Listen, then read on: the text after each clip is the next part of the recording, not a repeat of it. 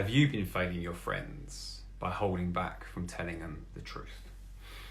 This could be a tough one. This could be contentious, but really important, actually. And just before I begin, I do have something very cool coming up next year called Becoming Superhuman, incredibly challenging program. If you want to know more, send me a private message and I'll send those details through. So, have you been failing your friends by holding back from telling them the truth? This came up actually because I was just on a call with someone I was coaching. So, I've been coaching for a while, and it's really important to me that everyone I work with gets maximum results in their life, like things change. And I'm paying attention to patterns, I'm paying attention to the things they're doing in their life and what they're sharing with me. And I realised, this part has been there for a while, but I realised that I'm not doing this person enough of a service. By allowing this person to make mistakes in the way that he has been. And so I had to have a very direct conversation with him today. And I had to all the things he said he wanted, all the things he said that were not happening, there are very good reasons why. And it was simply because he was not doing what was required of him. And it's very difficult for me to have those kind of conversations with people. I don't like it. It's not something that I enjoy doing. But it was the greatest service that I could possibly be. It's very important that his experience of life is better and is more important to me than my own discomfort. It's very important. So I had this conversation. I actually had to assess, and what I had to say to him was that he'd actually been failing as a client too. Because if you're working with me, it's really important you do the work. It's your life. You have to be carrying the weight. I can be here to support you. I can help you understand your psychology and emotions. I can help you transform your experience of life. I can do that. But you have to work. There's no way about it. You need to be working hard in your life if you want it to change.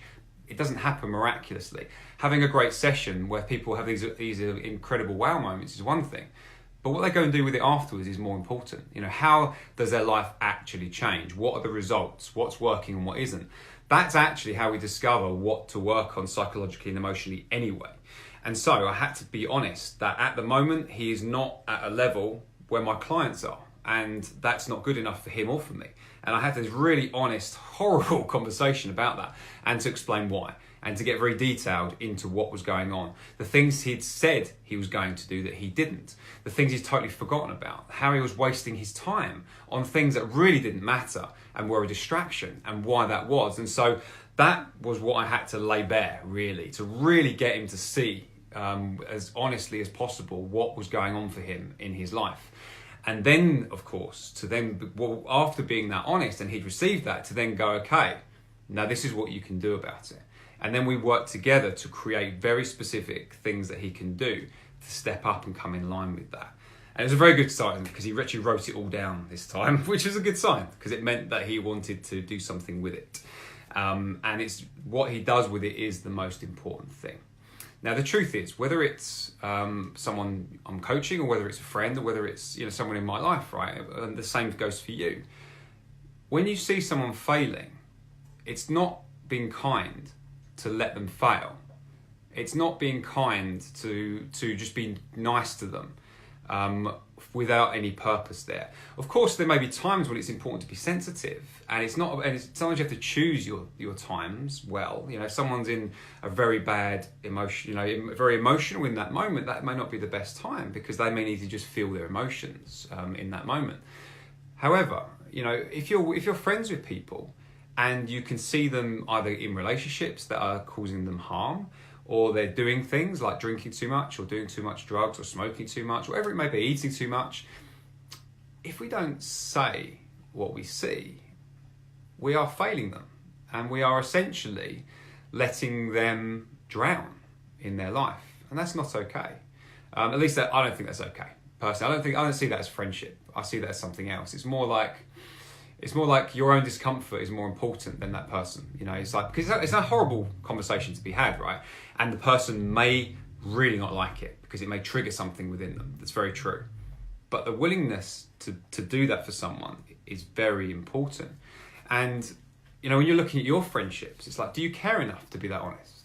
Do you care about the person enough to be that honest? Because you may not, by the way. This may also be a way of realizing, actually, I'm not though that person isn't the good friend that I perhaps thought they were, because I don't actually care enough to be that honest with that person. I don't think they're going to receive it well, and it may even enlighten you about your relationship, because if you're good friends with someone, you should be able to be honest and say, look, I've seen you doing this and I see it harming you, and I really care, and I want you to do better than that, and I just want to know what's wrong. Can I help you? Like, what do you need? You know, it's like that. It's, if you care about someone, you should be able to offer that support in a positive way, you know, to help someone transform their behavior. That should be there. If it's not, it may be a problem in the relationship itself. And then, of course, it's like thinking about yourself too, and what do you want from your friends? You know, it's like, do you want your friends to hold back the truth from you? If you were doing something and it was harming you and you weren't necessarily able to see it, you know, you see this in relationships a lot. Happens when people do drink too much, like having a couple of glasses of wine a night. What's wrong with that? Okay, well, what happens if you stop? You know, can you stop doing that? Can you go a few weeks without it, without feeling like you need it? You know, it's like there can be harm. It may not be harmful, but it might be. And it's like being willing to have those kind of conversations with the people that are closest to you can actually make you closer to them. And also, if you, and this is the thing, if you're willing to walk through this world with people being that honest to you, you get to be honest, that honest with them as well. It raises your standards for the way you're living your life, and the people around you raises theirs too, because they can have more. You know, life can be more. And I think it's our responsibility to do the best we can for ourselves and for those people around us. Christina agrees. Thank you, Christina. Yeah, it's very important. And what I've noticed over the years is that the more honest I've been able to be in this way, and the more honest my friends have been with me, the deeper our friendship has gone. You know, the deeper the connections have been. So yeah, does this resonate with you? Does this make sense? You know, let me know. You know, hit comment, hit the likes or loves or whatever. You know, let me know what this means to you. If you're watching on the replay as well, you can do that. It's very important because it helps me to obviously to share more and to help more people to know what resonates and when. It's really important to do that. Now, for those of you who are up for a change and like this directness, I do have this very cool thing that I'm running next year called Becoming Superhuman, and I will be beginning applications soon. So for those of you interested in that, you can send me a private message and I'll send you the details through when they're ready. So one of the things that raised this awareness for me was actually, so it can be summed up in a phrase actually, which is, you are more important than my discomfort. You know, you are more important than my discomfort. And it emerged through a lot of the work I was doing with talks and workshops. And I realized a few years ago when I began doing them, that people, when I paired them up, would be talking over each other. You know, people would like talk for 20 seconds and then someone else would chime in, and there wouldn't be much depth happening. So what I started to do was I started to experiment and go, okay, for 2 minutes, one of you is going to be silent and you're just going to listen, and the other person is going to speak. And then when that 2 minutes is up, I'll let you know and you can swap. So it's, you know, so if you come to my workshop, which I know some of you have, you're going to know this is what you do, right? And of course, if you're new to it, it can be very uncomfortable for the person speaking because you've got 2 minutes to speak. Oh my God. Well, someone's just not interrupting you. You're not used to that. And then if you're listening, and this is often where it was the most challenging, is like when someone stops speaking and they maybe their throat dries up, or you can see they're looking at you, please save me. There's that urge to want to save someone. And I remember doing this, and every time I did it, this always would happen in some way. Someone would break it. They would break the rules and they would start speaking. I'd go over and I'd say, well, who's talking here? And obviously it'd say it's this person. So why were you speaking? And the person would normally be a bit defensive by this point because it's not nice to be addressed in this way and to be, have someone confident, like, to actually be honest with me, right? And she's like, oh, well, this person, I was trying to help. I'm like, I know you, that's okay. I know it's well-meaning. It makes sense that you'd want to do that, but that's not of service to this person. What service to this person is that they're allowed to be heard, even if they're being silent. Now, what people often forget, or they don't know, is that when someone goes silent and they run out of things to say, they actually pause and they might struggle and their brain might go, ah! But if you leave it a little bit longer, something new emerges.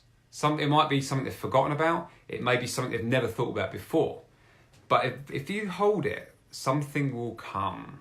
The only reason it doesn't tend to for some people is because they're busy concerned about the fact they've got nothing to say. So the thing they're thinking is, I've got nothing to say.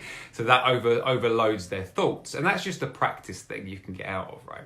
But most people, if you leave it, they will just emerge and more will come out. And I've seen this many times. I mean, I have people talk for very, very long times, especially from coaching, right? It can be a very long time. And there's always more to emerge. You know, we are very complex as human beings. We have it, okay, however old you are, you have an entire life's worth of experiences that are inside of you somewhere. You know, they're deep within your memory bank. Some have not been accessed in a while, and so they're harder to reach, which can take longer for you to connect to. But you have an entire life's experience of the past, present, and future to draw upon, to talk about. And if you're having trouble in speaking for 2 or 3 minutes straight, that's not a problem with you as a human being and what you can share. That's just a problem with your relationship to speaking in that moment. That's all that's going on there. And you can adapt that and you can get better at that if you want to. And I recommend you do, in fact. So every time, so what I would do is, because of people would, even when I'd gone over and spoken to them, I'd come away and often it would happen again. And so I started to, when I open it up, I say, let that person be more important to you than your discomfort. Because the reality is, when someone has to speak and they think they're helping, it's not about the other person, it's that person's feeling discomfort and they're like, I want to save you right now, I want to rescue you. The person doesn't need to be rescued, it's just being silent for a couple of minutes. Nothing terrible's happening here. Allow that person to think more deeply. Allow that person to be, if they feel uncomfortable, allow that to happen. Give that person the respect of being heard and allow that person to be more important than your discomfort. Now, if you bring this to your friendships and your close personal relationships, and then you think about, well, what would you say to the people that you care about if they were more important than your discomfort? If it didn't matter how it felt, it didn't matter the consequences actually, even if the person it would be horrible to hear and might get upset. But if it's, what would you actually say that you think that person needs to hear? You know, bring your awareness to this, you know, pay attention to your relationships and seek out the things you've not been saying, the things you've been holding back from saying. And you might be surprised at what you find. So this is what I call, when I do my coach training, I sort of train them to do this. It's called loving honesty is how I frame it. Because you're being very honest, you're being very direct, but you're doing it in a loving way. So you're not trying to bulldoze someone. You're not just doing it for the sake of doing it. You're doing it because you care. You care enough that you're doing this. And it's very important that that person comes first. And so loving honesty. It's a great practice to even just to ask yourself that question. Just to say to the person, you know, to say to yourself actually when you're with someone, it's like, well, what is the most lovingly honest thing that I could say in this moment? You know, and it may be very uncomfortable for that person to hear. They may not like it in any way. But what is that? You know, and by answering that question, you may find yourself able to be of service to your friends, to be able to deepen your bonds too. Because even if that person does react, you know, what comes later, you know, after the shock of, oh my God, you've been honest with me, might be a way of like, actually, yeah, I could do with some help. Could you help me with this? Because I don't know what to do. You know, you never know what may come on the other side of that loving honesty. And there's just not enough of this going around. And I think it's vital. It's vital as a human being not to go around having people lie to you. Because this is what often happens too, right? Someone might say something you don't like. And so, I mean, I used to do this a lot, less so these days, but in the old days, and someone would say something, I don't like it. So instead of answering it, instead of responding in any way, just ignore it. And just, there might be an awkward silence, and then change the subject. So what that communicates in that moment is, that's really uncomfortable. I do not want to talk about it. I'm going to pretend that didn't happen, so you're going to as well. And so you're in that moment asking that person to lie in future, to hold back from telling you the truth, which is lying. It's the same principle, right? And so that's what you're doing. You know, if you aren't willing for people to say the honest things to you. Now, it's important. It's not about being a dick either, you know, because there's people who go around saying, yeah, I'm honest all the time, and they like parade it like a badge where they're just being brutal to people. It isn't about being brutal, but it's about being direct, and it's about being straightforward. And it's a very different thing. Now, what this does, it really simplifies life. It simplifies everything, really. What I've noticed is, one, it simplifies problem solving. So if you're honest with yourself and you're honest with the people around you, well, guess what? If something isn't working, you be honest with yourself and you know, what do I need to do? And there's steps that I need to take. Sometimes it might involve someone else. When it comes to someone else as well, when it comes to creating something, you know, if you want to create something incredible that you don't know how to do, guess what? If you're lovingly honest with yourself and with others, you're like, do you know what? I want to do this incredible thing, but I don't know how. Guess what? They might be able to help you. It shortcuts the process, is what it does. In fact, because of my new Superhuman program, right, I'm actually speaking to some astronauts at the moment, and I'm actually asking them for help to help me design this program as well. To help me, well, it's already designed, but to make it better into what it can be. I want to enhance it with some really cool stuff, right? So I'm asking people who don't know me, who are like, you know, have got no particular reason to help me. I'm asking for their help because I want this to be the greatest thing that's ever been created, actually, is what I want it to become. So there's lots of people I'm going to be speaking about to do this. But when you're willing to be honest about where you are and honest about the things in your life, suddenly what you want to create becomes much faster. You know, it's like rapid creation happens in your world in this way. And so that's what I'd say. That's what I'd say to do for yourself and others. It's make the people around you, the people that you care about, far more important than your own discomfort, and vice versa.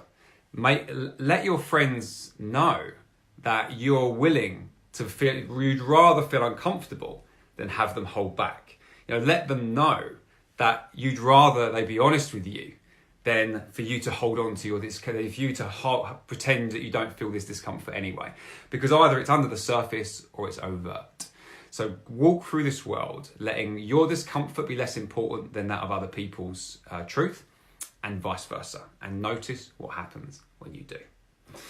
So, for those of you who enjoy this directness and are up for something really challenging, next year I do have my Becoming Superhuman program. It is a 4-month incredible intensive, which is, I mean, it's ambitious and it's extraordinary. As I've said, I'm actually recruiting at least one astronaut, perhaps others, to help me design something very unique, very challenging as well. That's going to transform people in ways that I've never been able to do before. It's very cool.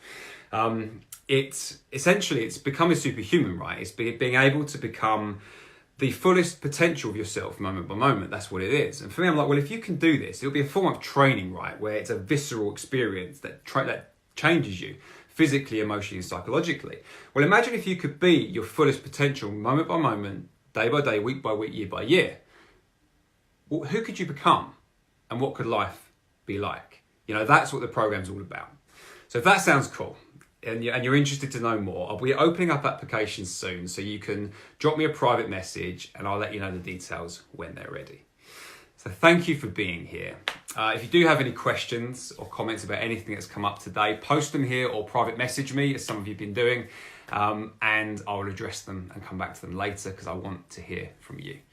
So thank you for being here. Oh, I'm going to be doing lives twice a week now. My Becoming Superhuman series, exploring all things superhuman and how to live your life on a daily basis in this way in many different areas of life. The next one will be next Tuesday. And so for those of you who want to join me there, I will see you then. Take care.